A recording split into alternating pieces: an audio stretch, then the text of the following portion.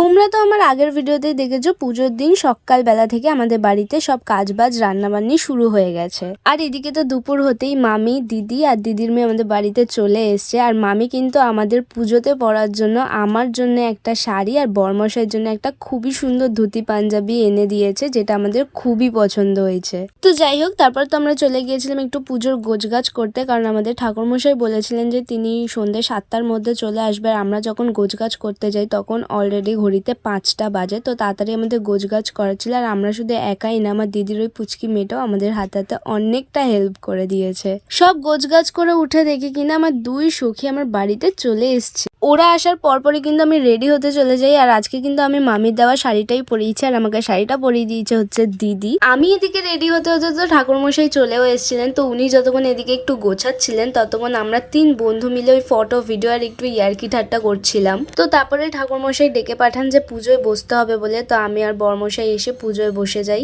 আর হ্যাঁ, সকাল থেকে উপোস করে থেকেই কিন্তু আমি আর বরমশাই পুজোয় বসেছি। সন্ধে হতেই সব লোকজনরা আসা শুরু করে দিয়েছে। আর আমরা পুজোয় বসার পর আমার এক বান্ধবী আলিশা আর বরমশাই সব বন্ধুরা এসে গিয়েছে। শ্রী আর জয়াকে তো তোমরা দেখলেই, ওরা 9টা নাগাদ খেয়ে দিয়ে বেরিয়ে গিয়েছিল, কারণ ওরা আমাকে বলেই এসেছিল যে পরের দিন ওদের এক্সাম আছে, তো ওরা তাড়াতাড়ি খেয়ে দিয়ে চলে যাবে। আর এদিকে আলিশা এমন সময় আমার বাড়িতে আসে যে তখন আমি পুজোতে এতটাই ব্যস্ত, যার জন্য আমি ওর সাথে ঠিকমতো কথাও বলতে পারিনি। তো যাই হোক, পুজো প্রায় শেষের দিকে। এবার শুরু হয়েছে হোমটা একদম আমাদের সামনেই হচ্ছিল, যার জন্য ধোঁয়াটা লাগার কারণে আমাদেরকে বসে কাঁদতে হচ্ছে রীতিমতো। তো যাই হোক, যেহেতু এটা আমাদের প্রথম কার্তিক পুজো, তো প্রথম একটু ভয় লাগছিল যে কিরকম কি করতে পারবো কিনা, ঠিকমতো পুজোটা সম্পূর্ণ হবে কিনা। শেষমেশ পুজোটা খুব ভালোভাবে সম্পূর্ণ করতে পেরেছি আমি আর বরমশাই মিলে। পুজো শেষ করে অবভিয়াসলি আমরা চলে যাই খাওয়ার জায়গায়, যেখানে খাওয়া দাওয়া হচ্ছিল। তো সেখানে গিয়ে দেখি বরমশাই একা একাই ভেজিটেবল চপ খাচ্ছে। তো ওখানেই একটু বরমশাইয়ের খাবারে ভাগ বসালাম। তো এদিকে তো সবাই আস্তে আস্তে খেতে বসছিল।